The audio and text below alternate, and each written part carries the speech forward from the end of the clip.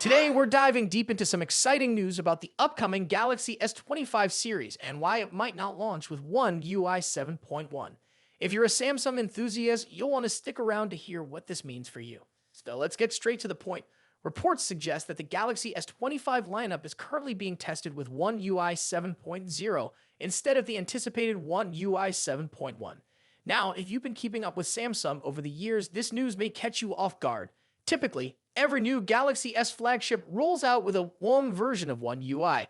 This has been the norm ever since One UI launched back in 2018.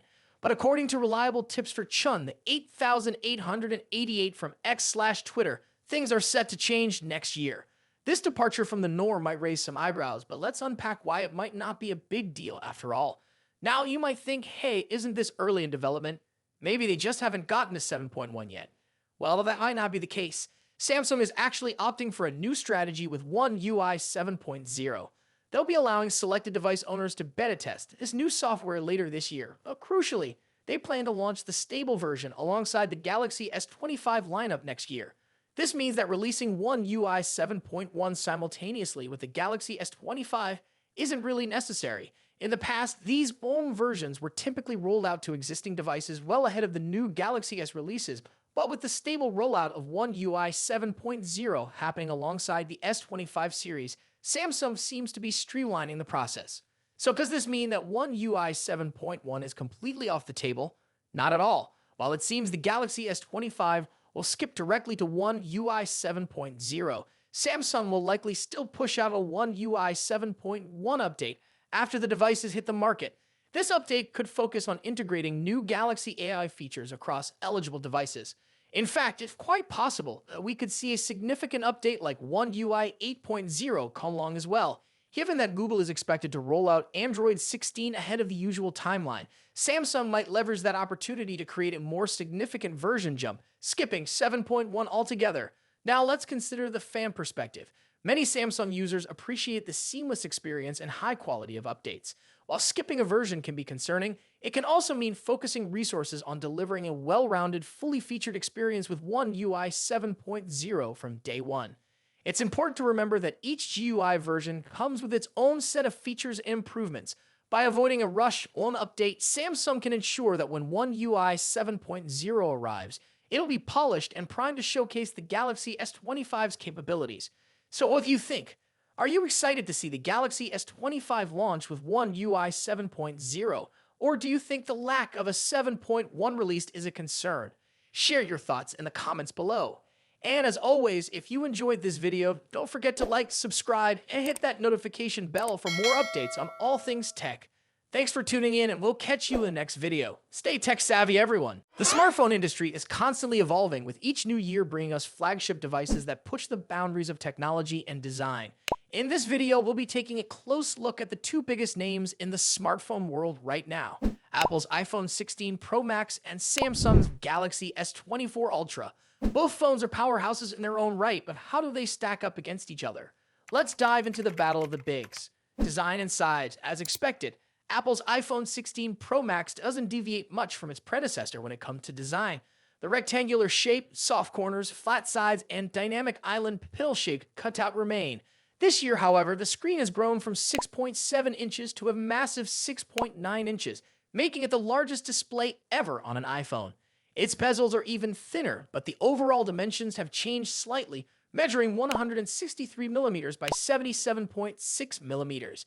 In comparison, the Galaxy S24 Ultra is slightly smaller at 162.3 millimeters in height, but a bit wider at 79 millimeters, making it easier to handle for users who love to use the S Pen for sketching or taking notes. Speaking of the S Pen, Samsung once again offers the stylus nestled into the bottom of the Galaxy S24 Ultra. It's a feature that remains unique to Samsung in the flagship market, and one that many users either love or ignore completely. The precision of the S Pen, developed in partnership with Wacom, is something to be admired, making it a fantastic tool for creative tasks. Apple, on the other hand, introduces some new tricks with its buttons. The Action button, which debuted in the iPhone 15 Pro series, returns, offering customizable functions for launching apps or activating Siri shortcuts. But the real star of the show is the new Camera Control button. This physical key, equipped with a capacitive surface, allows users to control the camera with a swipe, much like a traditional camera shutter button, enhancing the photography experience. Both phones come in sleek color options. The iPhone 16 Pro Max offers titanium finishes in white, black, natural, and the new Desert Titanium. Meanwhile, Samsung gives users a broader selection with titanium violet, yellow, black, and gray, and 3 exclusive colors if you order directly from Samsung's website. Display differences. When it comes to display, both phones boast impressive technology. The iPhone 16 Pro Max features a 6.9-inch OLED panel with a 120Hz refresh rate and an always-on display that can drop its refresh rate to just 1 Hz, keeping your wallpaper or photos visible even when the phone is asleep. Samsung's Galaxy S24 Ultra comes equipped with its signature AMOLED screen, also featuring a 120Hz refresh rate and an always-on display. However, Samsung has a slight edge here with its anti-reflective coating, which makes the screen much easier to see outdoors. In contrast, the iPhone struggles with reflections in bright sunlight despite its high brightness. Color accuracy is another area where the two phones differ slightly. The iPhone's display leans towards a yellowish hue, while the Galaxy has a bit of a teal tint. But with both phones offering blue light filters and adaptive color calibration, these differences are minimal in day-to-day use. One new feature for the iPhone 16 Pro Max is its ability to drop to an incredibly low 1-nit brightness level, making it easier on the eyes in dark environments. Samsung's display already hovers around this level, so both phones are excellent for nighttime use. Performance and software. Under the hood, the iPhone 16 Pro Max is powered by Apple's latest A18 Pro chip, built on a second-gen 3nm process by TSMC. This cutting-edge chip brings significant improvements in performance and efficiency, particularly when it comes to handling heavy tasks like gaming and AI-driven processes. Apple has also focused on better heat dissipation, addressing the overheating issues that plagued the A17 Pro chip. The Galaxy S24 Ultra, on the other hand, is powered by the Qualcomm Snapdragon 8 Gen 3, specifically tuned for Samsung devices.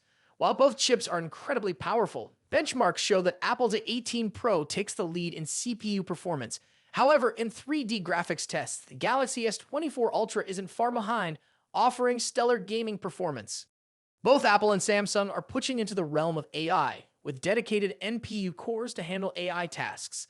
The iPhone 16 Pro Max comes with Apple Intelligence, which will roll out new features gradually, while the Galaxy S24 Ultra already boasts AI-powered features like live translation, generative image editing, and transcript summaries. As for software, the iPhone runs iOS, which has seen some welcome changes this year, bringing it closer to the flexibility of Android. You can now place app icons anywhere on the home screen and even customize their colors. But if customization is what you're after, Samsung's One UI still reigns supreme with features like split-screen multitasking, themes, and more. Samsung has also stepped up its software update game, promising 7 years of updates for the Galaxy S24 Ultra, compared to Apple's 5-year commitment for the iPhone. Camera capabilities. Apple has made some significant upgrades to the cameras on the iPhone 16 Pro Max, particularly the ultra-wide camera, which now features a 48-megapixel sensor. The main camera remains at 48 megapixel, and the 5x telephoto camera comes with a 12-megapixel sensor. A new lens coating helps reduce the lens flare issue that has been prevalent in recent iPhone models, especially during night shots.